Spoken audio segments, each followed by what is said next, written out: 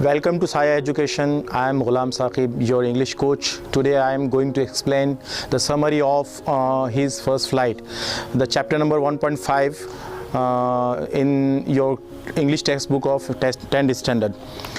As you know कि हम लोग ज़िंदगी में कभी न कभी अपनी ज़िंदगी के मंजिल की तरफ अपना पहला कदम बढ़ाते हैं। ये ज़िंदगी एक ऐसा सफ़र है जिसकी शुरुआत कभी न कभी कहीं न कहीं से करनी पड़ती है। हीज़ फर्स्ट फ़्लाइट एक ऐसे परिंदे की कहानी है जो समंदर के अंदर तैरता भी है, हवा में उड़ता भी है। मैं ग़ुलाम साक़िब साया एजुकेशन के माध्यम से आपके सामने आज हीज़ फर्स्ट फ़्लाइट की समरी पेश करने जा रहा हूँ।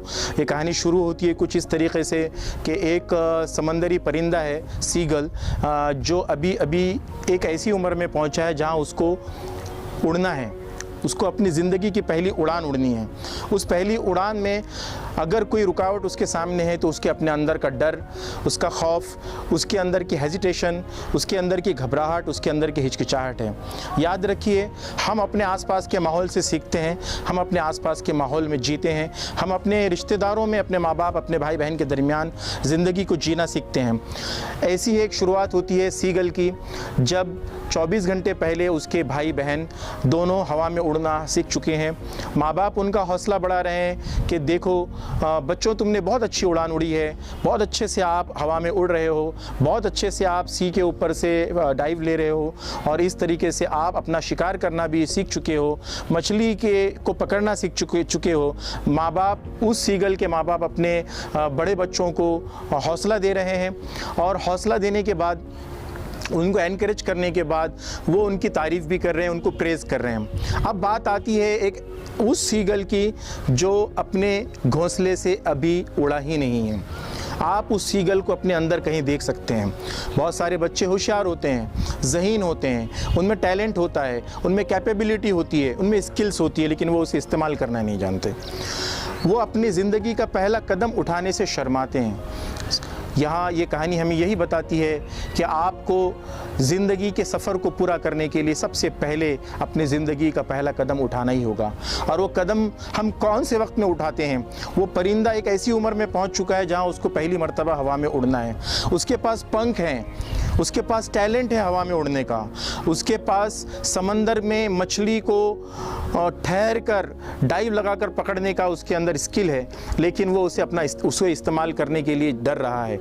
उसे डर है कि मैं जिस पहाड़ पर, जो समंदर के किनारे पर है, उस पहाड़ पर जो मेरी कोह बनी हुई है, मेरा जो घर बना हुआ है, जहाँ मेरे माँ बाप ने मुझे परवरिश की, जहाँ मुझे थोड़ा सा बड़ा किया, मुझे खिलाया पिलाया, मेरी हेल्प की, मुझे थोड़ा सा एहसास दिलाया कि हाँ तुम हमारे बच्चे हो, बहुत सारा ढेर सारा प्यार उन्होंने हमें दिया।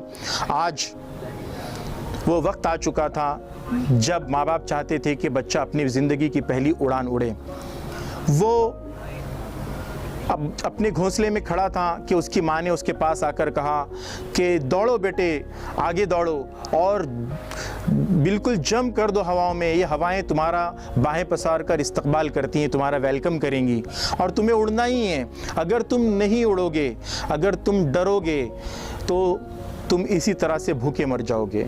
ज़िंदगी में याद रखिए, आपके साथ में आपके मम्मी होंगे, आपके पापा होंगे, आपके कज़िन्स होंगे, आपके रिलेटिव्स होंगे, आपके दोस्त होंगे, आपके फ्रेंड्स होंगे, आपके कलीग्स होंगे, लेकिन याद रखिए, आपकी ज़िंदगी की शुरुआत आपके माँ बाप नहीं करेंगे, आपकी ज़िंदगी की शुरुआत आपके फ्रेंड्स नहीं करेंगे, आपकी ज़िंदगी की शुरुआत अगर कोई करेगा तो वो खुद आप होंगे। Remember one thing, that you are the most special person in whole the world. If you consider yourself as a being, then you are the you are a true personality, and for every beginning you have to take a step towards the life. आपको अपनी ज़िंदगी का सबसे पहला step उठाना ही पड़ता है। याद रखिए, वो स्टेप आपको 10वीं क्लास में ही ये सबक क्यों रखा गया, 10वीं क्लास में ही ये चैप्टर क्यों आया है, 10वीं क्लास के कोर्स बुक का ये फर्स्ट यूनिट का लास्ट चैप्टर क्यों है। आप याद रखिए, सिर्फ इसलिए है क्योंकि यहाँ से आपको अपनी ज़िंदगी का पहला कदम उठाना है। ये 10th ही है जिसके बाद, जिसको आप क्लियर करने के बाद कभी आप इस शहर से बाहर जाकर मेडिकल की कोचिंग लेंगे, या आप इंजीनियरिंग की कोचिंग लेंगे, या आप जो है एविएशन का कोर्स करने जाएंगे, या आप कंप्यूटर फैकल्टी में अपना करियर बनाएंगे, लेकिन आपको हो सकता है 90% बच्चों को जो है शहर छोड़कर जाना पड़ता है। वो फर्स्ट टाइम ऐसा एक्सपीरियंस करते हैं कि उनके मम्मी पापा उनके पास नहीं है। जब वो सोते हैं, आज सोते हैं, तो उनके मम्मी पापा उनके राइट और लेफ़्ट होते हैं, उनके आसपास होते हैं, उनके भाई बहन उनके करीब होते हैं, उन्हें अपने फैमिली के साथ खाना खाने मिलता है। लेकिन जब वो हॉस्टल में जाएंगे, जब वो कॉलेज के लिए, जूनियर कॉलेज की पढ़ाई करने के लिए जाएंगे, उसकी कोचिंग के लिए जाएंगे, किसी अजनबी शहर में जाएंगे, तो याद रखिए उन्हें पहले दिन डर महसूस होगा, उन्हें खाने में अजनबियत का एहसास होगा, वो स्ट्रेंज फील करेंगे, उन्हें लगेगा मेरी मम्मी मेरे पास नहीं है, मैं कैसे जीऊँगा। वो कहेंगे कि मेरे पापा मेरे पास नहीं है, मैं कैसे अपना वक्त गुजारूंगा, मैं अपनी ज़िंदगी की शुरुआत कैसे करूंगा। 40% बच्चे इसी तरह से घबराहट का शिकार होकर वापस अपने शहर लौट आते हैं और एक छोटे मोटे कॉलेज में पढ़कर किसी तरह से अपने करियर को आगे बढ़ाते हैं। याद रखिए, ये जो 10th क्लास है, यहाँ पर आपने सपना देखा है, सपना देखना है, आपके करियर के बारे में आपको सोचना है, आपको प्लानिंग करनी है कि आपको करना क्या है। ढेर सारे कोर्स आपके सामने हैं। ये चैप्टर हमें बताता है कि आपको आज तय कर कर कल उसकी तरफ पहला कदम आपको 11th की क्लास में बढ़ाना है। सीगल दौड़ते हुए आता है माँ के हौसले से और आकर बहुत तेज़ी से दौड़ता है, लेकिन जैसे ही वो उस चट्टान के किनारे पे पहुंचता है जहां से हवा की शुरुआत होने वाली है और वहां पर आगे समंदर है, वो देखकर घबरा जाता है। और वो देखने के बाद बिल्कुल ऐसे ही घबराता है जैसे 11 के स्टूडेंट को पहली मर्तबा जब किसी नए कॉलेज में जाने के बाद घबराहट होती है। वो ये देखकर घबरा जाता है और देखने के बाद इस बात को महसूस करता है कि मैं गिर जाऊंगा, नीचे तो समंदर है, मैं कैसे उड़ पाऊंगा। और आप देखिए कि बिल्कुल उसका डर उस पर हावी हो जाता है, वो अपनी आंखें बंद कर लेता है, उसे खाना नहीं मिलता। 24 घंटे गुजर चुके हैं, माँ बाप ने अभी कोई लाड़ प्यार नहीं किया है। हौसला बढ़ा रही थी अम्मी उनकी मम्मा उनका हौसला बढ़ा रही थी, लेकिन उनकी मम्मा को मालूम था कि आज अगर मैंने इसे लाड़ किया, आज मैंने उसे घर में खाना ला कर दिया, तो कल ये बच्चे का टैलेंट बर्बाद हो जाएगा, ये बच्चे की स्किल्स बर्बाद हो जाएंगी, ये बच्चे का मकसद ज़िंदगी ख़त्म हो जाएगा। हम आज इस बच्चे के साथ हैं, कल नहीं होंगे। कल इसे अपनी जिम्मेदारियों का एहसास खुद करना है, इसे अपनी लाइफ को खुद जीना है, इसे अपनी लाइफ को खुद स्पेंड करना है, इसे अपने पैसे खुद कमाने हैं, इसे अपनी कंपनी की शुरुआत खुद करनी है, इसे डॉक्टर खुद बनना है, इसे इंजीनियर खुद बनना है, इसे एरोप्लेन का पायलट खुद बनना है, इसे एयर होस्टेस खुद बनना है, इसे जो है कंप्यूटर की कोडिंग डिकोडिंग खुद सीखनी है। मम्मी पापा आकर अगर कोडिंग डिकोडिंग का एग्ज़ाम देंगे तो बच्चे को मार्क्स नहीं मिलेंगे। बच्चे को एग्ज़ाम खुद अटेंड करना है, बच्चे को ज़िंदगी के अंदर खुद अपने सफ़र की शुरुआत करनी है। यही एक रीज़न है कि ये चैप्टर आपके सिलेबस का हिस्सा बनाया गया। वो बच्चा मायूस होता है, थोड़ा बैक फुट पे जाता है, अंदर की तरफ मायूसी के साथ कदम बढ़ाता है। अब उसके कदमों में बोझ है, उसकी बॉडी लैंग्वेज बताती है कि वो एक डरा हुआ हारा हुआ सिपाही है, हारा हुआ खिलाड़ी है। लेकिन वो अब थोड़ा सा सिंपैथी चाहता है, वो चाहता है कि उसके मम्मी पापा उस पर तरस खाएं, वो चाहता है कि उसके भाई बहन ब्रदर एंड सिस्टर उसके ऊपर रहम करें और उसे थोड़ी सी मछली का टुकड़ा ला कर दे दें। इसे भूख लग रही है, लेकिन सब लोग उड़ रहे हैं, भाई बहन उड़ रहे हैं, मम्मी पापा उसके साथ उड़ रहे हैं, समंदर से मछली पकड़ रहे हैं और मछली पकड़कर उस फिश को टुकड़े कर करके खा रहे हैं। ये सब कुछ सिनेरियो को देख रहा है, लेकिन हिम्मत नहीं जुटा पा रहा है कि वो खुद उड़ेगा। उसे लगता है वो कभी उड़ नहीं पाएगा। क्या ये बात सही है कि वो कभी उड़ नहीं पाएगा? क्या ये बात सही है कि उसके पैरों में जान नहीं है? क्या ये बात सही है कि उसके अंदर हौसले की कमी है? हाँ, उसके अंदर हौसले की कमी तो है, लेकिन उसके पास वही पंख हैं जो उसके भाइयों के पास है।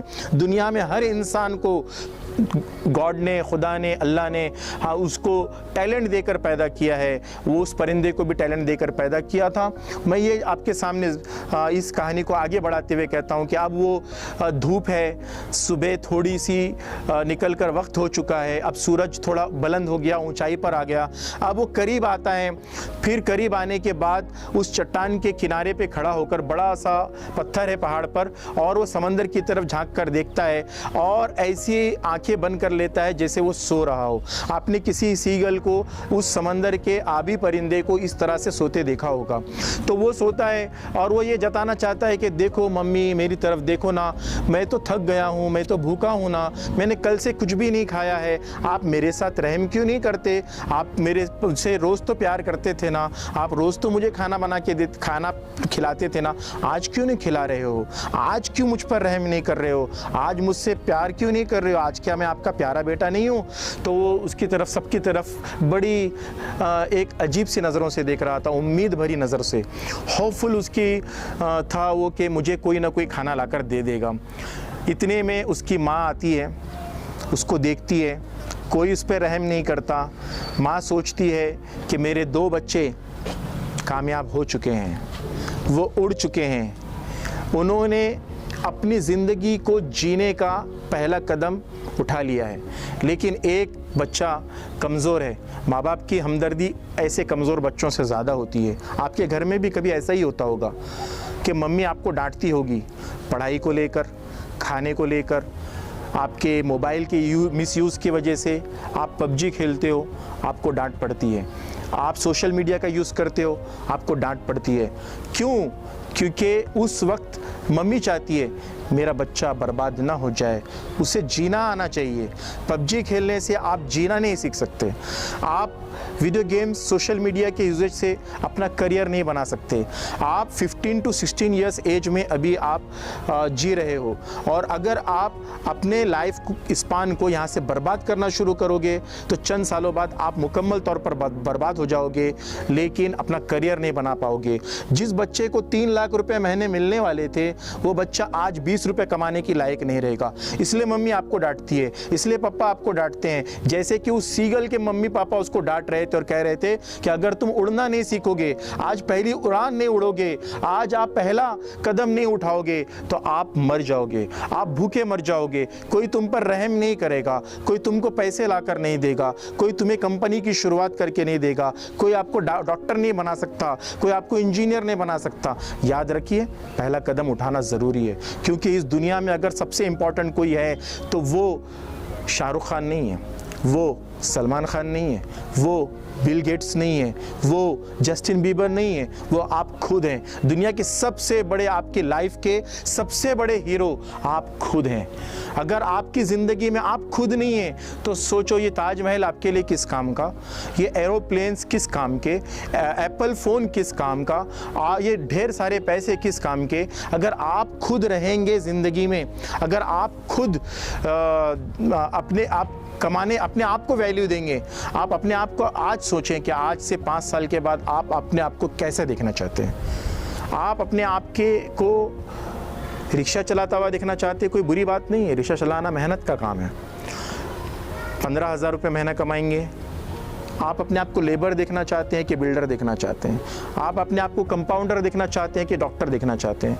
आप अपने आप को पबजी खेलते हुए 5 साल बाद देखना चाहते हैं कि एक लग्जरी ऑफिस में अपने आप को बैठा देखना चाहते हैं? याद रखिए, हर कोई अपने आप की ज़िंदगी को लग्जरियस देखना चाहता है, आराम वाली ज़िंदगी को देखना चाहता है।